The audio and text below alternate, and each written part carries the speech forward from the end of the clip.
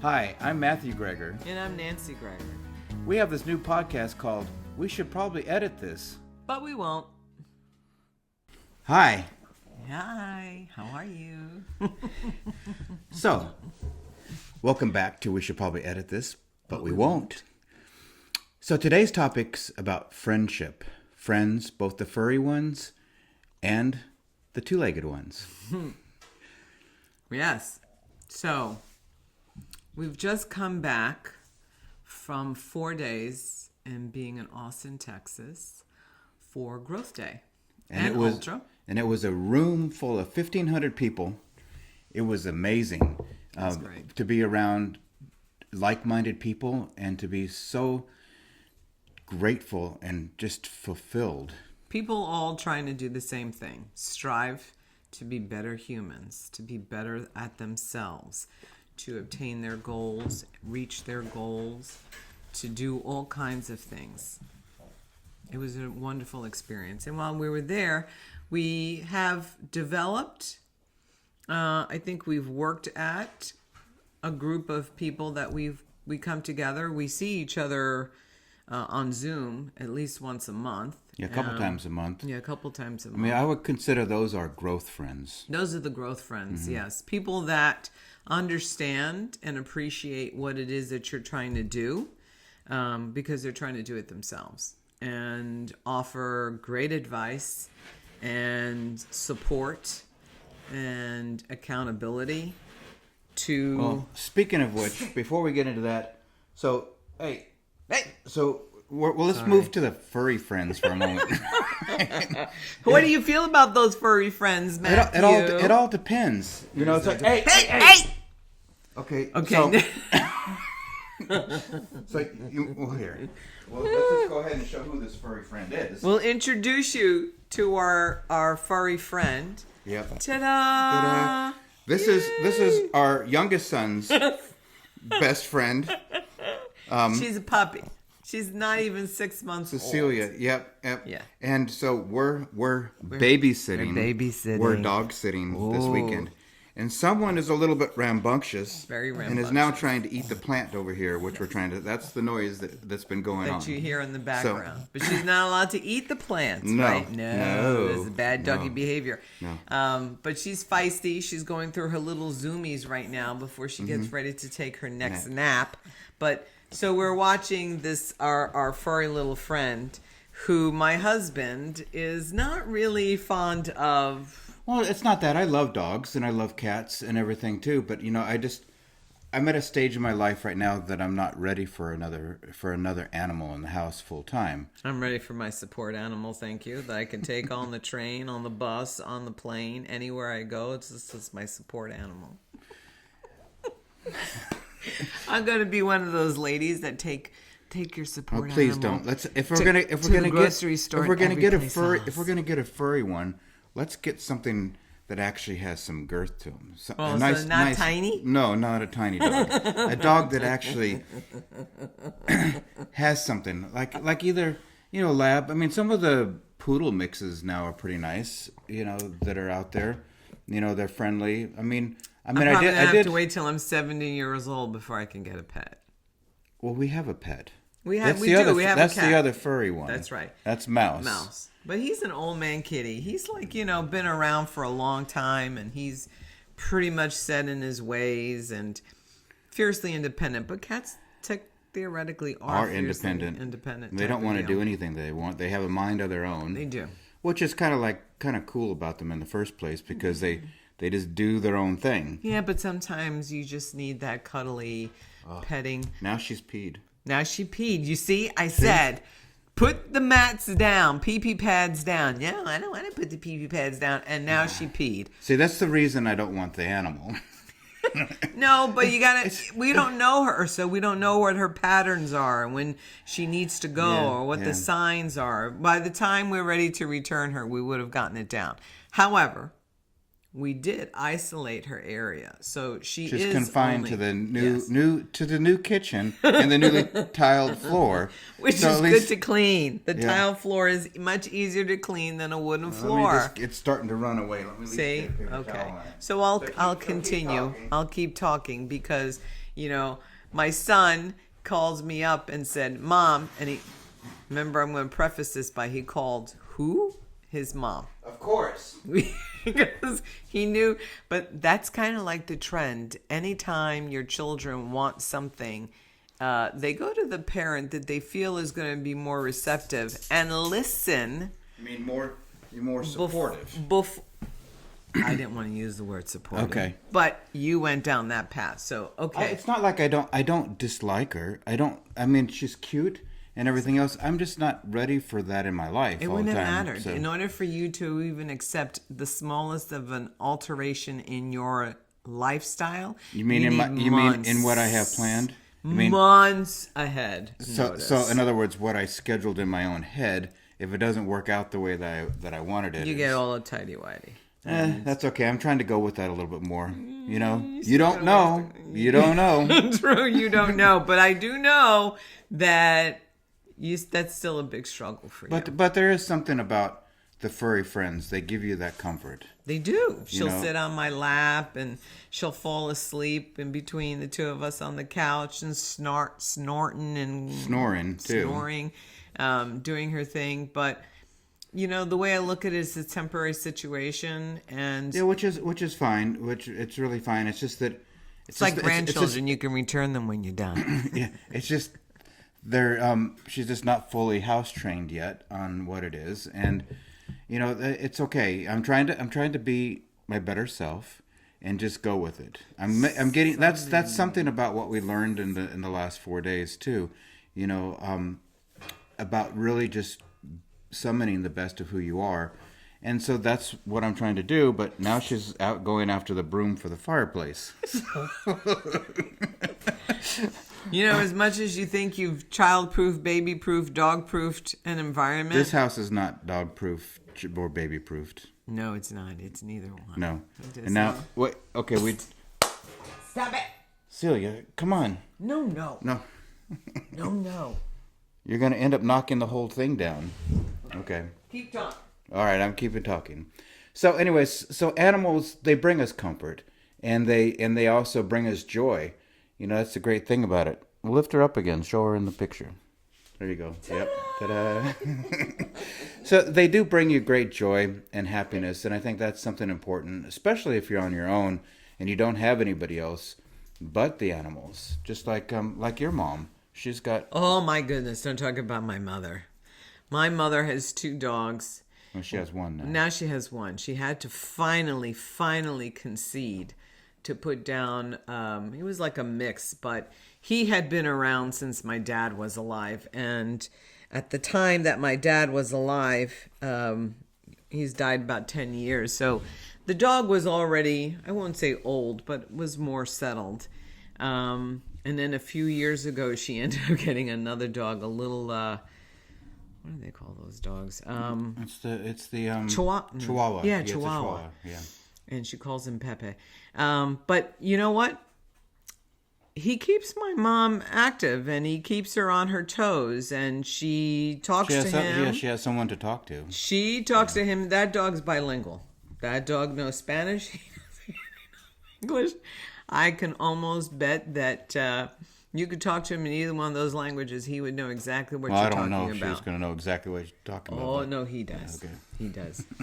According to my mother, he's a very smart dog. And I don't doubt that. I don't think I've had too much interaction with Pepe, but it's still one of those. Yeah. It's her friend. It's what keeps her busy, and she keeps going at it. What's she doing now? She got the cat toy, right. So we're good. Okay. We're good. Okay.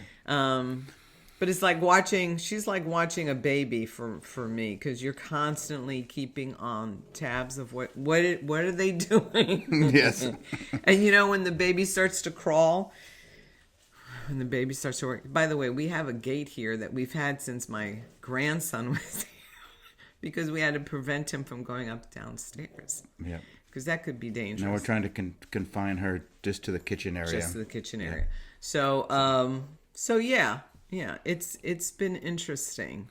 So let us know what you think about animals and the furry friends, and so back to Austin, Texas, and our event. Our growth friends, they've really enriched our lives. Okay, that's okay. Just let her lick the thing.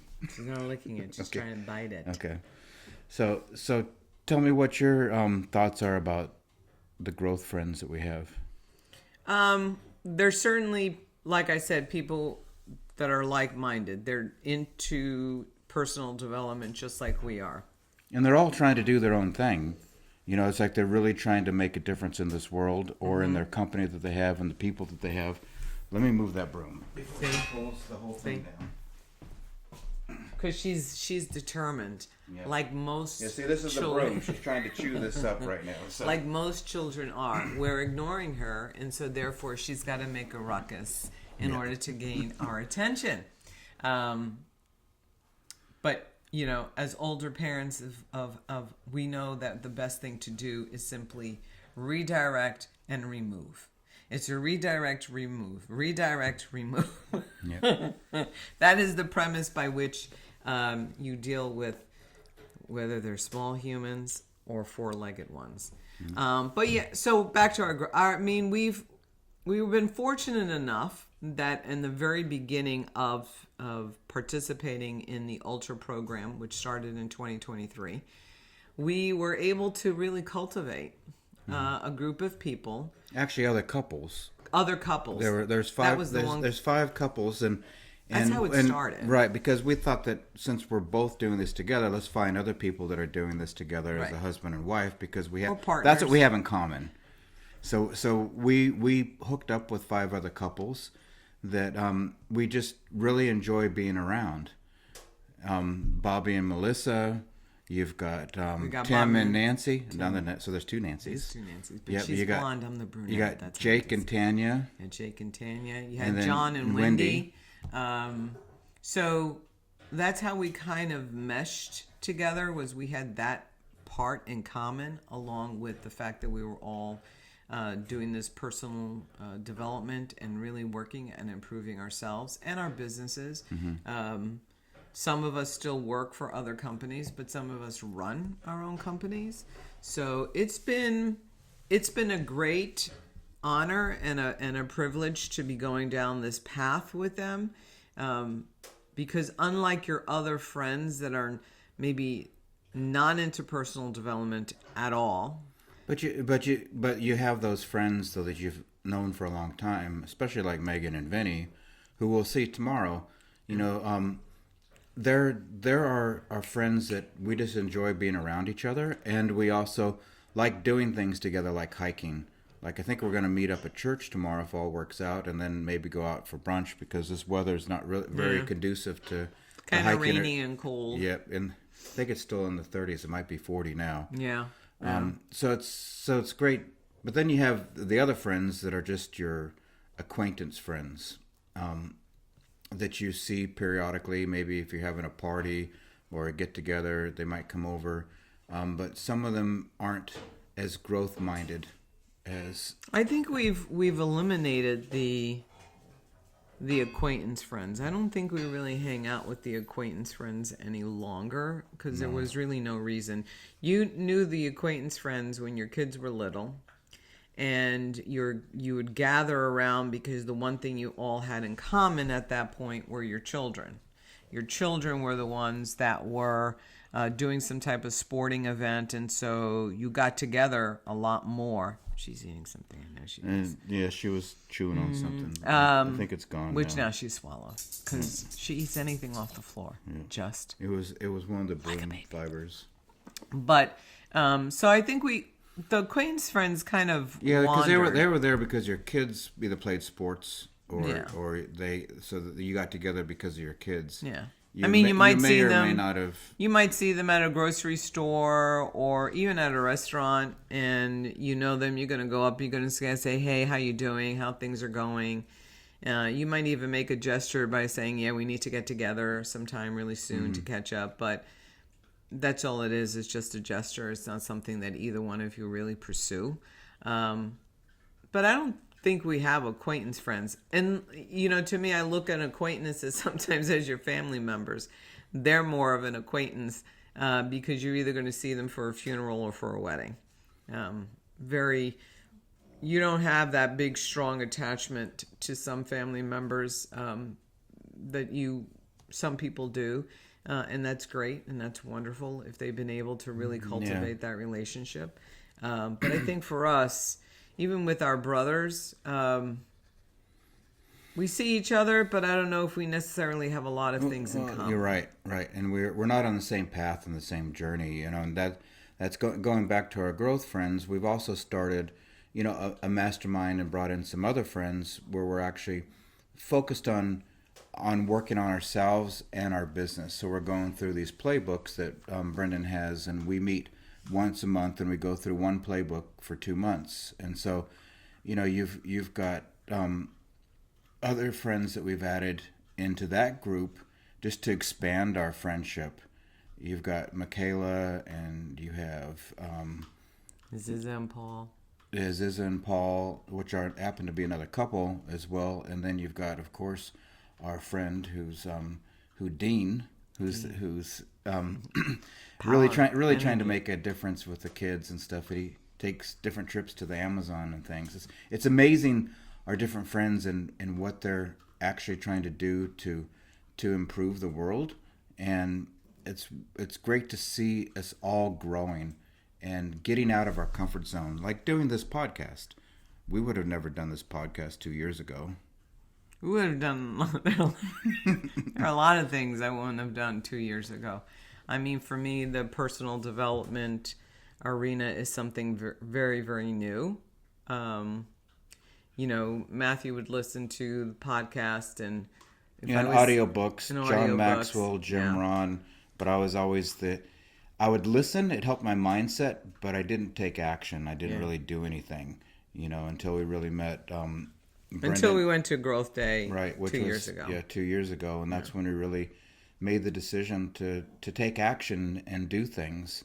One of the big goals that we had was to actually expand our friendships and to build friends. Which is really hard the older you get. It's not as easy as because it's true what they say. When you're a little kid, you have friends that you make because you all go to the same school, or you're in the same classroom, or you're doing the same sport. But as you get older, even my kids will sit back and tell you that not all of the people they hung out with, they still are in touch with. My younger son, I have to say that he has one friend, Bobby, who he's known since high school. Before high school. It might have been because they played lacrosse together. But yet his mom and dad wasn't somebody that we clicked with. But he developed his friendship and he still hangs out with them. And it's fun to see them now, the older they get, how they're still together, and how sometimes it brings you back to that moment when you knew when they were 15. Blowing up an axe can. Yeah, and burning your eyebrows off your face. Noah. But those are the kind of things that I think even as your kids go through school and as they go through college, they have developed some friends that they still have to this day. And then you have some other friends. My son knew a guy, and I knew him and his family for, oh my God, since they were kindergartners. And a few years ago, he died. And I can remember my son calling me up and telling me that his friend that he's known since he was in kindergarten had died. And he was devastated. Benjamin just didn't. It took a very long time to process that. I mean, we've as adults, you lose people, but sometimes when you lose them, you've known them for a long time. Like when my father passed away, he's your father. So you've known him all your life. So you've had this time to really evolve. And my dad got to see my kids. So he didn't die before they were, born, but he got to see my kids, and he got to see me somewhat settled, as an adult. So you had time. Was it less painful when he passed? No, it wasn't. And there's still moments, I'll think about him Sometimes it's like a song that's playing. I think he'd be proud of you doing this right now. My dad Really was would. he was the one that pushed you. definitely the guy who had said, and I can tell you, he would say, you could do anything you want. Yeah. You could do anything. You could be anything. So I was fortunate like that, my dad was my champion. And he did a lot of things that he could to help me move along. Yeah, and I think that's, so important, those friendships that you've had since you were a kid. I can remember the one that I hung around with and got into trouble all the time, Russell. We had a nickname for each other. We called ours, "Hey Ernie Baby." I don't know what it was, but it was just like those things that you just do as kids, and we did that for a long time. And I've tried to reach back out with him. I don't know where he is now at all. He hasn't responded to me, but building friendships as you get older, I think, is even more important because, I consider each other friends. Yes. But at the same time, we also need Other more people. than just each other. Yeah. And it's wonderful to be surrounded by the friends that we have now because we're contributing to their life and they're contributing to ours. So what would you say is the most challenging thing about trying to find new friends? I think sometimes it's your own biases of what you have in your head. And it's also the level of commitment. Sometimes you don't match that same level of commitment, and you've got to learn that that's okay. That sometimes one person is going to be more of the giver, or one group, or it could be Matthew is more of the giver in keeping the friendship going and keeping that connection going. That's not true about everybody. Everybody has their own thing that they're doing because we don't live in the same states. And I think that's really hard. That's probably one of the harder things for us is we don't live in the same state. And for us to get together is usually Around an event. When we go to the GrowthDay or the ultra events. So we can go months without physically seeing each other. And I think the physical part is what you really need in order to keep it going, in order to feel that you have more than just the Zoom connection. Because, I mean, like if I just have to look at you this way through the camera lens right there, it's not the same thing as turning around and bless you. Oh goodness. Sorry. It's not the same thing as just looking at you right here face to face. Correct. When you look at each other, you could see your you face. Don't know. You could see each other, and you just kind of like feed off of each other. And I think that's probably the one thing that I think we're still missing, that we still don't have that really good connection on. I think. Well, go ahead with your butt. Then I think we've learned tools on what we can do to apply ourselves in a more social setting and where we're at. And that is to get out and to go to local events and to go to local things where you can meet somebody. You don't know who you're going to meet. That's right.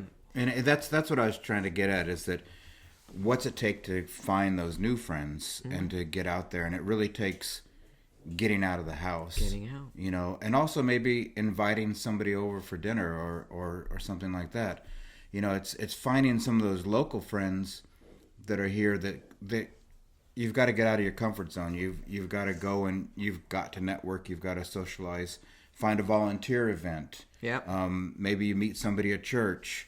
Maybe somebody you work with that you want to take it to the next level. Sometimes those are more difficult and far and few between, but you never know. Just be open, and I think it's really important to have those friendships because as you get older, it's the friends that keep us going. Yeah, friends are the ones that you get together, you do things. Maybe you go fishing for me, or you have a great dinner. You come together, you socialize, you talk about the events.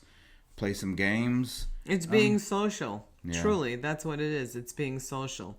And it's not a situation where you find yourself alone because you might have lost your significant other, and then all of a sudden you're just by yourself, and you've got to figure out what you're going to do to get up every morning, to have a purpose, to have a mission and Yeah, work. the furry ones only take you so far. Yeah. You know, they can't have that deep conversation or that that They don't fun challenge you that conversation. way. Right. They right. won't challenge you in a They way can that you need to they be can be challenged. comforting, but they don't. I mean, that's why it's because you never know what's going to happen, and to have that group of friends not only gives you that sense of belonging and purpose, but it's also, you know, what you can do together. I know I lost my train It's of called thought. socialization is finding something, a cause that you both kind of are passionate about and you both agree about and you're both willing to do it. So it's getting involved. To be brutally honest, that's what it comes down to. It's getting involved. Getting involved in a situation where you're going to meet people that to some extent have the same goal and the same idea. At least the same values. And kind of the same values, right? We all come from different walks of life. We all come from different places in our life. But if you're at an event or you're doing a volunteer for a specific organization, it's because you both have some type of passion and connection about that organization. For us, it's been, ultra and doing the ultra and being in a room with all the same type of people. Some really extraordinary people. Some extraordinary people, people doing some phenomenal things in this world, people who do care, and people who want to make a difference. And that's important to the two of us. And so because that's important to the two of us, that's who we surround ourselves with. Yeah. That's who we find our commitment with. Because it helps.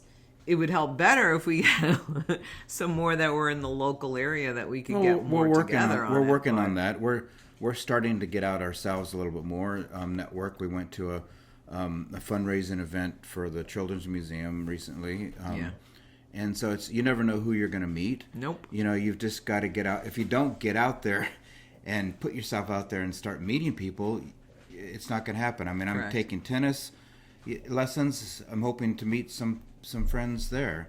You know, I'm reconnecting with other people that I haven't talked to in a long time too, just to bring that connection. I mean, my word of the year is connections because I want to nurture those connections and build new ones.